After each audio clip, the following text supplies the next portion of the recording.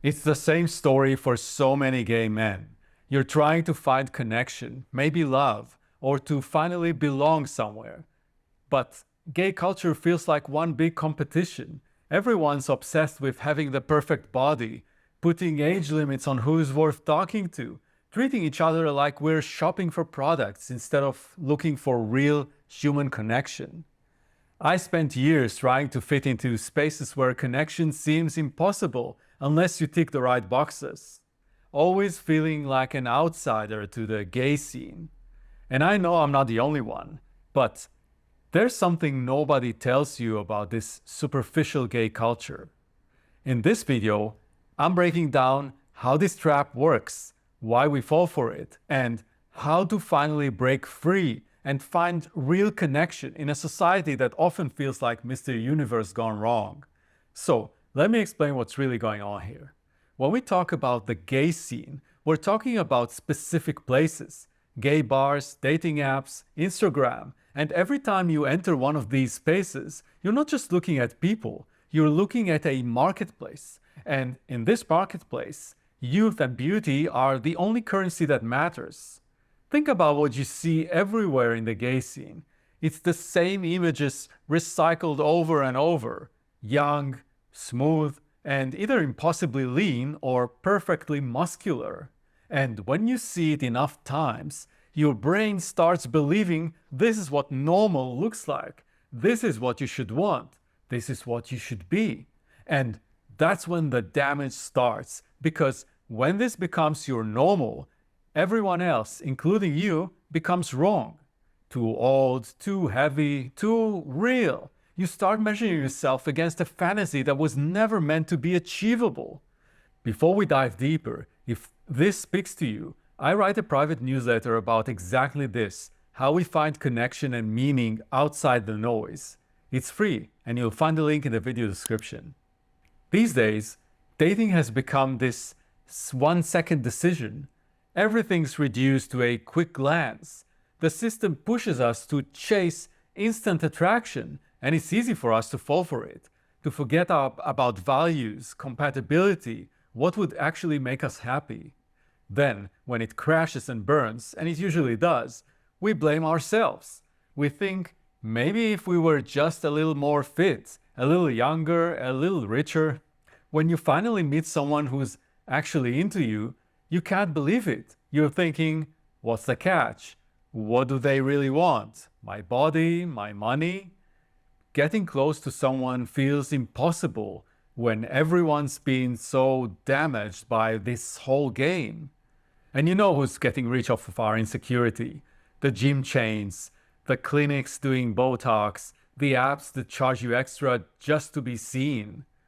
Even some influencers, they need you to feel bad about yourself, so you'll buy what they're selling. They raise the bar because that's how they make money. And if you just can't keep up, you become invisible. You walk into a bar and feel like wallpaper. You send messages online and they go unread. You're a ghost in your own community. This is what one of my viewers commented on a video I posted. Gay men become slowly unimportant in the looks, youth-obsessed culture of desire. And another viewer wrote, I don't go to bars and I'm not on any apps anymore. I got tired of being ignored and mistreated. Some of us protect ourselves by walking away, focusing on work, hobbies, the people who need us. And honestly, sometimes that's a healthy response to an unhealthy system. Others try even harder to fit in. Either way, we blame ourselves. We think we're the problem, not the system. You might wonder why we keep falling for this when it makes us so miserable. Here's why this trap works so well. Most of us spent decades hiding who we were, getting rejected by family, bullied at school. So when we finally found gay spaces, we were desperate to belong somewhere. We learned early that acceptance was conditional. You had to look right, act right, be right. And even now, when those standards exclude us, we still blame ourselves instead of questioning the system that taught us we were never good enough in the first place. And if you're sitting there thinking you're stuck with this forever, I wanted to share a huge aha moment that changed my life. And I wish someone would have told me this sooner. This whole superficial scene, it's just one bubble, one loud, flashy bubble that feels like the entire gay world when you're inside it. And when you're surrounded by people who all seem to value the same things, chasing the same standards, you start believing you're the only one who doesn't fit. The majority voice becomes your reality. But you're not alone in feeling this way. You're one of the many of us who are waking up to something deeper and start to look beyond the noise. I spent so long thinking this was all there was.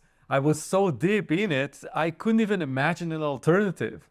And then one day I stumbled into a LGBTQ social group that completely changed my perspective. They had member-organized activities like hiking on weekends, book discussions, board game nights, group baking, jam sessions, museum visits. There really was something for everyone. And I found myself bonding with people over deep conversations and shared laughter, nothing to do with needing to fit the ideal gay mold. I realized there are guys out there who've gotten off this crazy ride.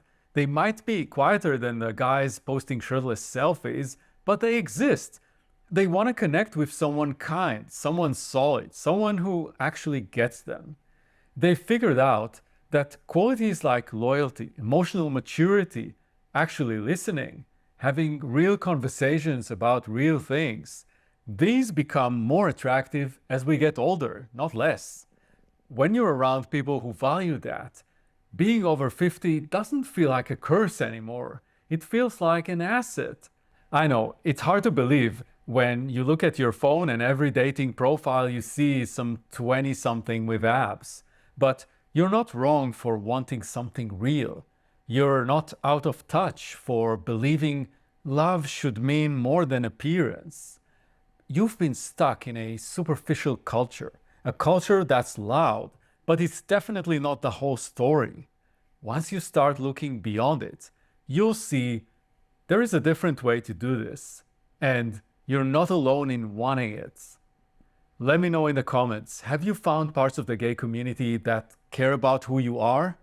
And where do you go to find real connection? Your story might be exactly what someone else needs to hear today. Love you all.